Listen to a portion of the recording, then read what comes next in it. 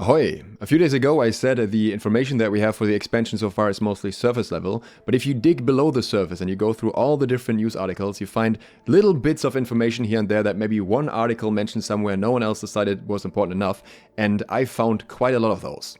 So for example, we have more information about the mutation rework, we learned something about a few different artifacts that were not mentioned anywhere else, we have more info about the capstones, and we have info about a new war map.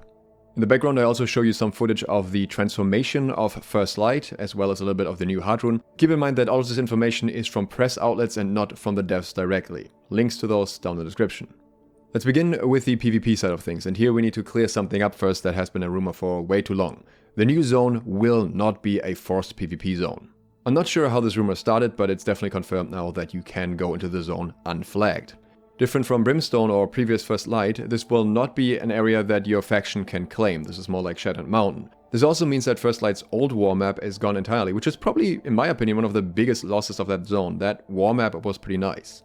We're actually getting a new map in return, which only one article mentioned. Eden Grove will now have a settlement as well as a fort to capture, replacing the one of First Light. And Eden Grove will be connected to the storyline in general, because that is actually where we're starting our adventure this time. Since the Elysian Wilds will have a barrier much like Brimstone Sands did, we need to get some resources first to get through there, and that's gonna happen in Eden Grove. I very much enjoy Eden Grove's visual theme, so I think this would make for a really cool wall map. Another thing that I briefly want to mention on the PvP side, I've already talked about the overhaul to territory pushes and how that's a timed thing now and everything, but what I didn't really mention in that context was mounts, because I think it's going to be very interesting how mounts will play into that, meaning there will be a lot of open world PvP that will involve a lot of mounts, and I think that's going to be very interesting and a very different dynamic from what it is currently. According to one article, the expansion also introduces new systems for balancing things separately for PvP and PvE. They claim there are not many details about that, but they think that maybe an ability could be nerfed in PvP without impacting its PvE performance. Now we know that something like that is happening with ranged weapons in PvE, so I guess this is where the system is starting. I don't know if they are planning to take that beyond that, or if that was more of a misunderstanding with the journalist. In case you missed it, mutations are getting a rework, with the mutation difficulties going from M1 to M3 now. I have the exact requirements here, we already talked about this. But what we didn't know so far is how they will scale difficulty-wise. There's a very interesting approach here.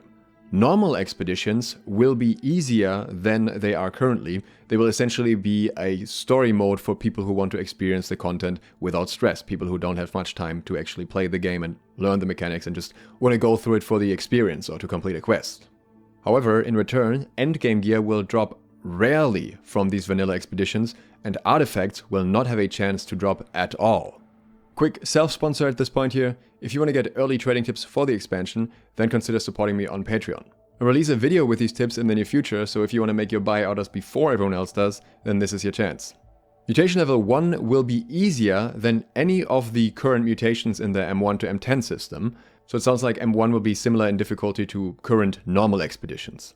On the other hand, M3 will be very hard, and they say it sounds like it'll be harder than current M10.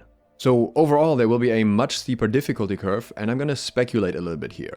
In the past, quite a lot of players got very frustrated when the difficulty of M10 increased because they couldn't as easily farm their shards. Of course, shards are no longer a thing, but I think they may be establishing a different standard here.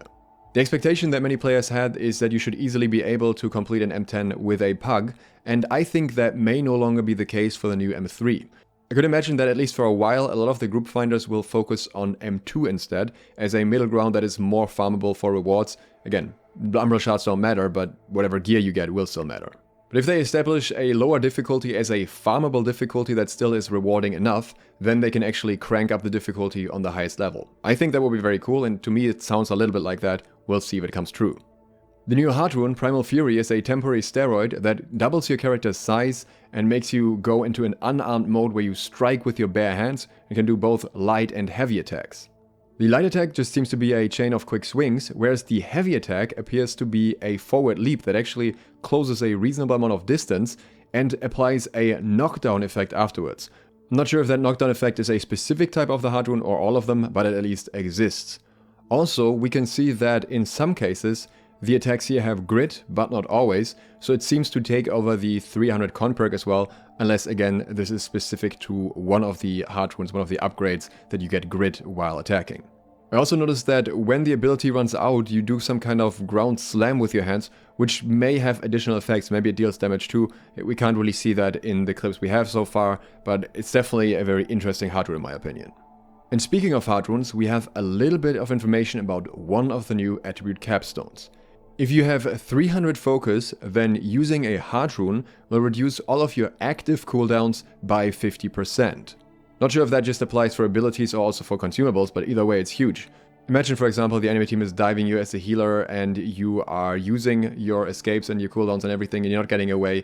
You're popping your heart rune and you have the chance to use one of the cooldowns again, especially with how 50% cooldown reduction works in New World. It's usually a flat reduction, it's not scaling of your current cooldowns. Keep in mind that we don't know anything about the other new capstones yet, so no point comparing this to anything. There's an interesting statement about endgame content, I'm just going to quote this one. All current endgame content will continue to be relevant.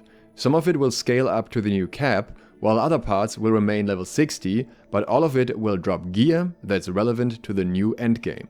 First of all, I'm very curious about the area's scaling up part. Of course, we know this about expeditions that will have the mutation levels, but I really wonder if there's going to be other areas in specific zones that will also be scaled up. Maybe there's small new areas that will be added, maybe new elite zones or something that will be at the new max level.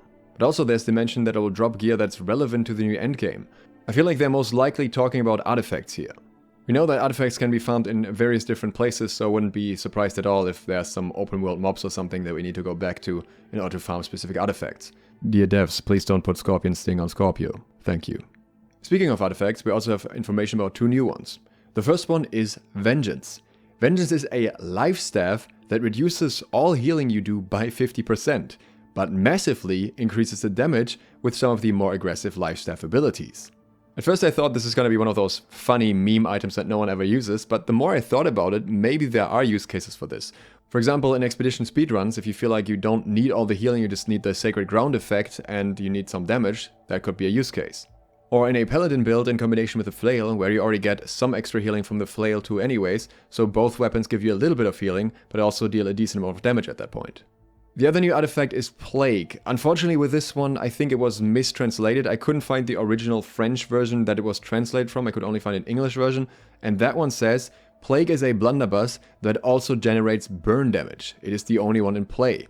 Of course, that's not true. Blunderbuss deals plenty of burn damage itself, unless maybe they mean that your basic attacks immediately deal burn damage. Maybe this is kind of like the int conversion Great Axe, where you just deal fire damage instead.